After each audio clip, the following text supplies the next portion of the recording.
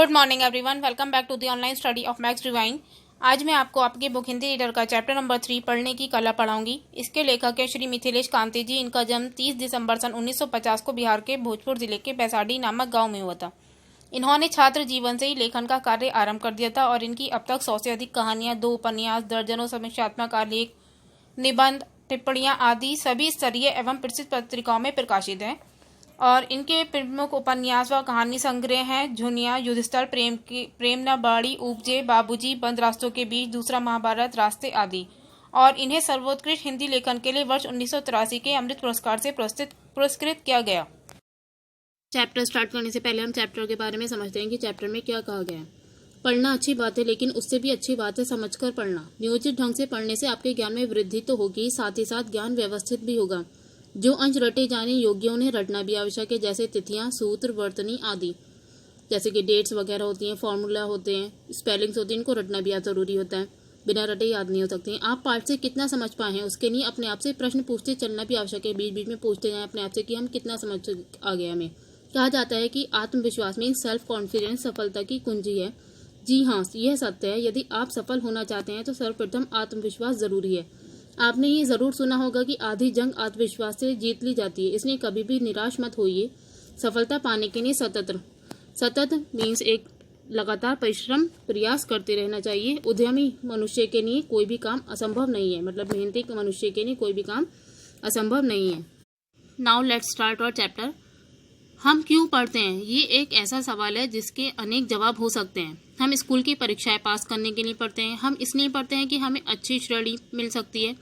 हम इसलिए पढ़ते हैं क्योंकि हमें पढ़ना पड़ता है। हमारा नाम स्कूल में लिखा दिया जाता है। हमारे माता पिता और अध्यापक हमें पढ़ाते हैं और ना पढ़ने पर हमारी भर्त्सना करते हैं, मीन्स निंदा करते हैं।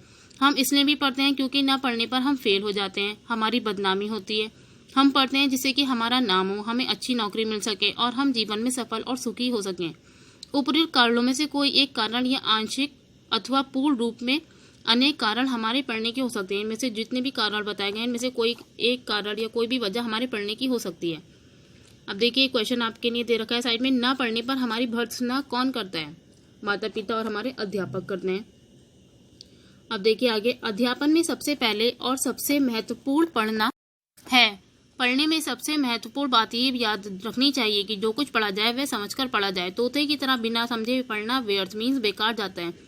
इसलिए पढ़ने के साथ साथ समझने की कोशिश करते चलो। हाथ में पेंसिल लेकर पढ़ो, इससे तुम्हारा ध्यान जो कर रहे हो उस पर केंद्रित रहेगा, मीन्स उस पर ही लगा रहेगा। यदि तुम्हारी पुस्तक तुम्हारी है तो मुख्य वाक्य या बात को रेखांकित कर दो, जो इंपॉर्टेंट लाइन्स हो उनको रेखांकित कर देना चाहिए अगर बुक हमारी हो तो। पर याद रखो कि दूसरे की या पुस्तकालय जो लाइब्रेरी की पुस्तक को कभी भी रेखांकित नहीं करना चाहिए। पढ़ते समय निरंतर स्वयं से प्रश्न पूछते चलो कि लेखक क्या कह रहा है, इस कथन के द्वारा वह क्या बताना चाहता है आदि। कभी कभी उन प्रश्नों की कल्पना करके भी लाभप्रद होता है जो कि तुमसे पूछे जा सकते हैं। इन प्रश्नों को ध्यान में रखकर पढ़ने से विषय की मुख्य बातों की ओर ध्यान केंद्रित रहता है। सफल अध्ययन के लिए तेज गति से पढ़ सकना आवश्यक है। पढ़ते समय सबसे पहले ये देखना चाहिए कि तुम्हारी पुस्तक पर यथेष्ट मतलब पूरे तरीके से अच्छे तरीके से प्रकाश पड़ रहा है या नहीं। ये तुम्हारी आंखों में चमक उत्पन्न करने वाला या चौंधियाने वाला नहीं होना चाहिए। दूसरी बात ध्यान में रखने की यह है कि तुम्हारी पुस्तक आंखों से उचित दूरी पर हो। विज्ञान में तुमने पढ़ा होगा अथवा पढ़ोगे कि साफ साफ देखने की एक न्यूनतम दूरी होती है, एक न्यूनतम डिस्टेंस होती है जहाँ से हम देख सकते हैं। इससे ज्यादा पास या दूर रखी वस्तु को साफ साफ नहीं देखा जा सकता। यह दूरी लगभग 16 इंच होती है। अतएव अपनी पुस्तक को आंखों से लगभग इतनी दूरी अवश्य रखो। आजकल अक्सर ये कहते सुना जाता है कि रटना व्यर्थ है, मीन्स बेकार है, हमें कोई रट्टू टोता नहीं बनना है आदि कहा जाए। जो भी जाए, सत्य यह है कि हमें बहुत सी चीजें रटनी पड़ती हैं, जैसे वर्तनी मीन्स स्पेलिंग, साध्य, नियम, फॉर्मूला और सूत्र, तिथियां, डेट्स, कविताएं आदि। इन्हें बिना रटे काम नहीं चल सकता। और ये कहना कि मैं रट नहीं सकता हूँ व्यर्थ है, मीन्स बेकार है। सब रट सकते हैं। कंठस्थ करने के लिए मीन्स याद करने के लिए कौन सा समय अच्छा है, ये कहना कठिन है। अधिकतर लोग रटने के लिए सवेरे का समय अच्छा समझते हैं। कुछ लोग रात के समय सोने के पूर्व रटना लाभप्रद मानते हैं। असल में हर व्यक्ति का याद करने का अपना अपना समय होता है। जिस समय तुम्हें सरलता और शीघ्रता से याद हो उस समय का पूरा उपयोग करो। कंठस्थ करने के पूर्व ये समझने का प्रयत्न करो कि तुम क्या कंठस्थ कर रहे हो, क्या याद कर रहे हो। समझी बात सरलता से मीन्स आसानी से याद हो जाती है। देखिए क्वेश्चन दे रखा है साइड में। अधिकतर लोग रटने के लिए कौन से समय को अच्छा समझते हैं? सवेरे के समय को अच्छा समझते हैं अधिकतर लोग। अब आगे चैप्टर में आगे कह रखा है, कंठस्थ करने की सबसे साधारण विधि कंठस्थ किए जाने वाले अंश को जोर जोर से पढ़ते हुए दोहराना है। मतलब याद करने की सबसे साधारण विधि कि जो हम याद करें उसको जोर जोर से पढ़ते हुए दोहराएं। भूलने पर ही उस अंश को देखना चाहिए। इस विधि की कमजोरी है कि याद करते करते मन भटक जाता है। अगर ऐसा है तो नीचे दी गई अन्य विधियों का उपयोग करना चाहिए। जो तुम याद कर रहे हो उसे बिना मूल को देखे लिखो, मतलब बिना ओरिजिनल देखे लिखो जो हम याद कर रहे हैं। जहां भूलो वहीं मूल को देखो। इस प्रकार बार बार लिखने से वह बात दिमाग में बैठ जाती है। एक अन्य विधि यह है कि जो कुछ याद कर रहे हो उसे किसी कागज से ढक दो। अब एक लाइन खोलकर उसे याद करो, उसे बंद कर दोहराओ। अब दूसरी लाइन खोलकर याद करो और दोनों को बंद कर दोहराओ। इस प्रकार से तुम्हें बात कंठस्थ हो जाएगी, मीन्स याद हो जाएगी। तुम्हें जीवन में जितना पढ़ना या सीखना है वह सब स्कूल में नहीं सिखाया जाता। सच बात तो यह है कि स्कूल में तुम्हें यह सिखाया जाता है कि विद्यार्थी जीवन के बाद जो कुछ तुम्हें पढ़ना है उसे कैसे सफल रूप से पढ़ सकते हैं, उसे कैसे सफल रूप में पढ़ सकते हो। इस प्रकार से तुम्हारे स्कूल की शिक्षा का ये प्रमुख उद्देश्य है कि वे तुम्हें तैयार करे कि तुम स्वयं पढ़ सको।